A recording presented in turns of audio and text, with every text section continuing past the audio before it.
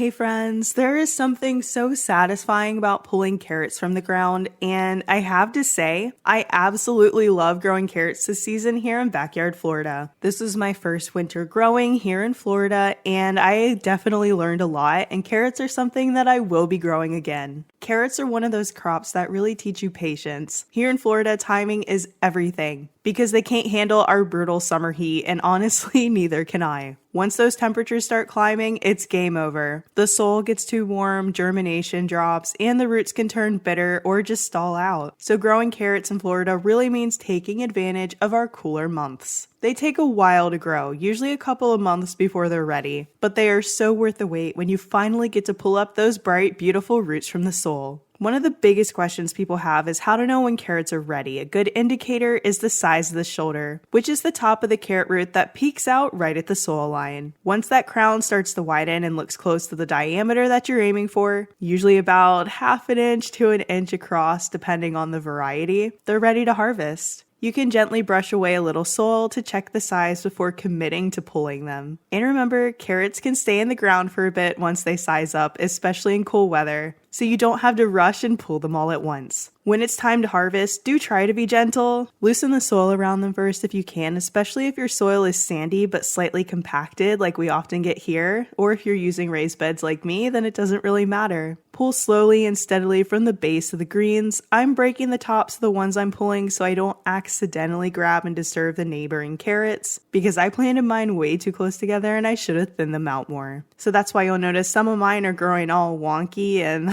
that's a me problem. I just love my little carrot babies and I couldn't pull them all out. That said, even spaced correctly, they can grow surprisingly close together, and if you yoink too hard, you might pull up more than you intended or snap a root in half. Taking your time really pays off. Once your carrots are out of the ground, the first thing you're going to want to do is remove the tops. The greens will continue to draw moisture from the root, which can make your carrots go limp faster. Twist or cut the tops off, brush off excess dirt, no need to wash them right away unless you're using them immediately, and store them properly. For storage, you want to keep the roots unwashed and place in a plastic bag or airtight container in the refrigerator. You can choose to add a slightly damp paper towel to maintain humidity, but honestly, I wouldn't risk it. Stored this way, homegrown carrots can last for several months and stay crisp and sweet. Growing carrots might require a little patience, a little bit of space, and the right seasonal timing here in Florida. But there is nothing like pulling your own carrot fresh from the ground.